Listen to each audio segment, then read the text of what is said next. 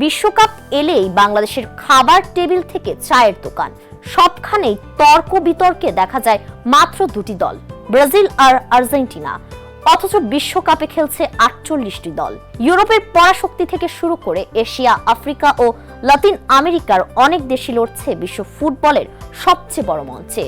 বিশ্বকাপ এলেই বাংলাদেশের বেশিরভাগ বাড়ির ছাদ ছেয়ে যায় ব্রাজিল ও আর্জেন্টিনার পতাকায়। দোকানের সামনে ঝুলতে থাকে প্রিয় দলের জার্সি। পাড়ার আড্ডায় শুরু হয় তর্ক বিতর্ক, কোথাও নীল সাদা, আবার কোথাও হলুদ সবুজ।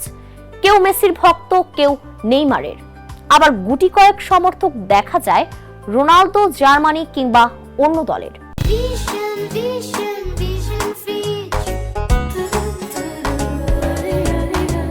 তখন স্বাভাবিকভাবেই প্রশ্ন আসে, এত দেশ থাকতে কেন বাংলাদেশের মানুষের আবেগ বারবার ব্রাজিল আর আর্জেন্টিনার কাছেই আটকে যায়? এর উত্তর খুঁজতে হলে ফিরে যেতে হবে কয়েক দশক আগে। এই গল্পের শুরু টেলিভিশনের পর্দা থেকে। ইয়াহু স্পোর্টসের এক প্রতিবেদন থেকে জানা যায়, 80-র দশকে ধীরে ধীরে যখন বাংলাদেশের ঘরে ঘরে টেলিভিশন পৌঁছাতে শুরু করে, তখন বিশ্বকাপ ফুটবল মানুষের কাছে হয়ে ওঠে নতুন এক আকর্ষণ। এর আগে মানুষ বড় ফুটবলারদের গল্প শুনত পত্রিকা কিংবা অন্যের মুখে, কিন্তু টেলিভিশনের মাধ্যমে প্রথমবারের মতো তারা সরাসরি দেখতে পেল বিশ্বের সেরা খেলোয়াড়দের খেলা। আর সেই সময় লাতিন আমেরিকার ব্রাজিল ও আর্জেন্টিনার ফুটবলের জাদু মানুষের মনে আলাদা জায়গা তৈরি করে নেয়। ধীরে ধীরে তা ছড়িয়ে পড়ে এক প্রজন্ম থেকে আরেক প্রজন্মে।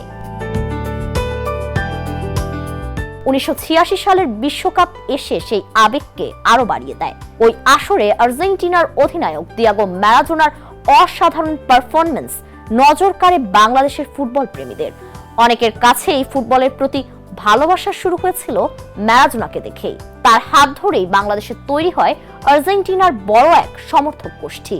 ম্যারাডোনার পর লিওনেল মেসি হয়ে ওঠেন আর্জেন্টিনার নতুন পরিচয়। মেসির খেলা দেখে নতুন প্রজন্ম জড়িয়ে পড়ে আর্জেন্টিনার সঙ্গে। আর 2022 বিশ্বকাপে মেসির নেতৃত্বে আর্জেন্টাইনদের বিশ্বকাপ জয় সেই পুরনো আবেগকে আবারও নতুন করে জাগিয়ে তোলে।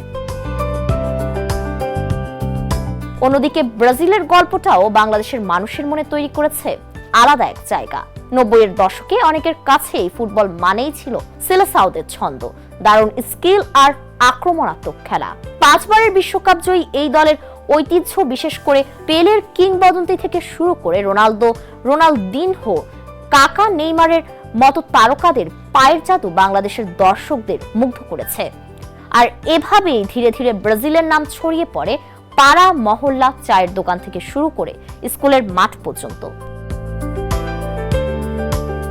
ফুটবল বিশ্লেষকদের মতে বাংলাদেশের জাতীয় দল বিশ্বকাপের মূল মঞ্চে নিয়মিত খেলতে না পারায় দেশের মানুষ ছোটবেলা থেকেই আন্তর্জাতিক ফুটবলের বড় দলগুলোর সঙ্গে আবেগের সম্পর্ক তৈরি করেছে।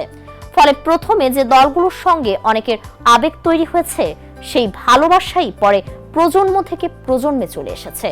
তাই বিশ্বকাপে 48টি দল থাকলেও বাংলাদেশের ফুটবল প্রেমীদের কাছে ব্রাজিল আর আর্জেন্টিনার জায়গা আলাদা, কারণ এখানে আছে তাদের শৈশবের স্মৃতি আর প্রিয় খেলোয়াড়ের গল্প।